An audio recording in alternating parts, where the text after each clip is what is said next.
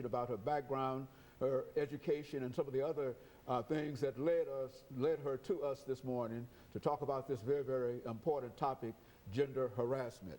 Now, Alana, earlier you talked about gender harassment and you defined gender harassment, and I think you laid down a good foundation for the information that you are about to give us. Now, let's continue that information dealing with gender harassment and some of your attitudes in reference to that. Well, if you just started watching the show, in the first segment, I previously talked about how gender relation can be bullying, famously known as cyberbullying. And another form of being able to do cyberbullying is this, which is an iPod Touch. It has all these features, and you could text people, and this can send pictures. That's another way of cyberbullying, which is like, also there's a thing called sexting, where you send nude photos to certain people. And this lady, she sent nude pictures of herself to her boyfriend, and he sent the pictures to over 2,500 other people. So she went to a girl's funeral who had committed suicide, and when she came home, she did it herself. She hung herself in the closet. So you can see how cyberbullying and gender harassment can ruin somebody's life, especially in high, middle, and elementary schools. And also in college, like if you hate somebody or grade somebody, that is also counted as gender harassment. So don't get me wrong when I say, even if I just took my fist and just gave you a big boom in the face, that would still be counted as gender harassment. And you really can't disagree with me, because harassment, that's where it all circles. Harassment, bullying, hitting, fighting, beating up, teasing, hanging, lynching, beatings, that all expands from harassment. Harassment, that's it. They all come, and so that's why we wanted to talk about gender harassment in the public arena, so that you did not limit it to just your school situation, and that you could talk about some additional things. What are some of the other instances of gender harassment that you might know of that might be considered international or national? The Coney situation, or perhaps Emmett Till situation. Let's start talking about that as a form of gender harassment, the Emmett Till situation. Start that off for us. Well, Emmett Till, if you didn't know, was a 14-year-old boy who was born in Chicago but moved to Mississippi with his uncle Mose Wright.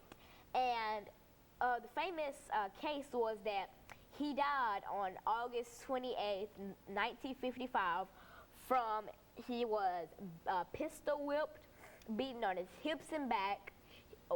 His eye was dislodged from the socket, and they put a this all expanded from one stupid incident. And when I say stupid, I mean stupid incident. Okay, so Emmett Till was supposed to go to church on a Sunday, August 27th, which is also my birthday, and he was 1955. He was supposed to go to church that day, which was a Sunday. So matter of fact, no, it was August 28th, I think. Yeah. So he and his cousin Curtis went down to this man named Roy's shop, and they played checkers outside of the store. So when they went into the store, Caroline, her name, there was a lady, Caroline, who was in the store, and she was attending the store because her husband Roy had ran the store. Okay, so Emmett goes out and plays with his cousin Curtis. He was playing checkers.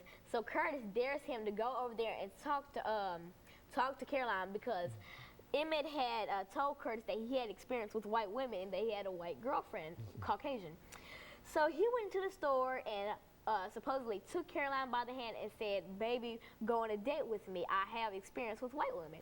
So Caroline was so traumatized by this event that she went home and told her husband Roy, and Roy got his half-brother J.W. Washington, and they went down to Mose Wright's home, Emmett Till's uncle.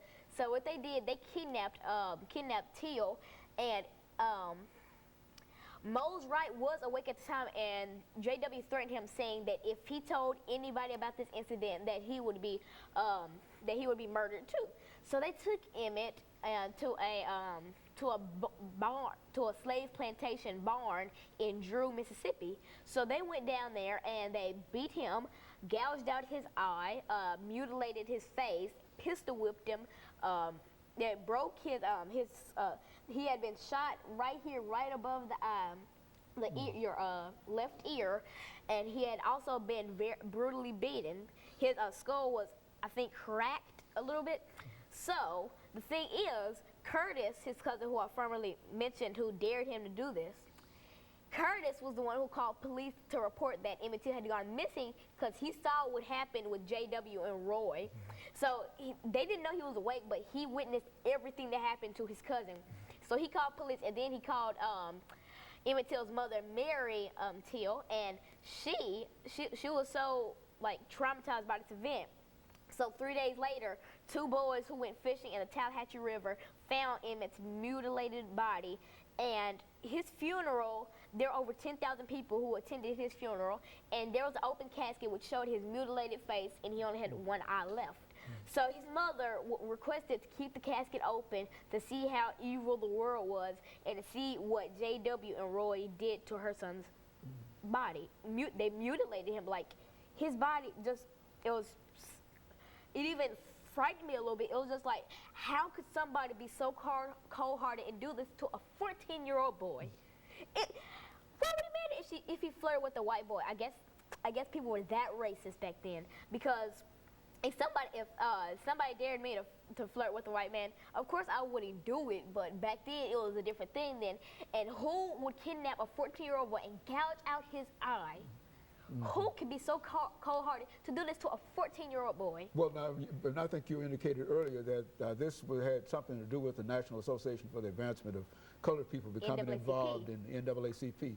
And so what we're going to do, we're going to take our second commercial break, and then we're going to come back and we're going to have you to talk about the NAACP's role in reference to this Emmett Till case. And I think that the information that you've given us in a real sense has sort of laid the foundation and has reinforced this idea that when people talk about gender harassment, they are really talking about people being evil or harmful to people regardless of the gender, The race or the race or anything else in reference to that. And of course, we'll take this second commercial break, and we'll be back with our audience following this very, very short commercial break.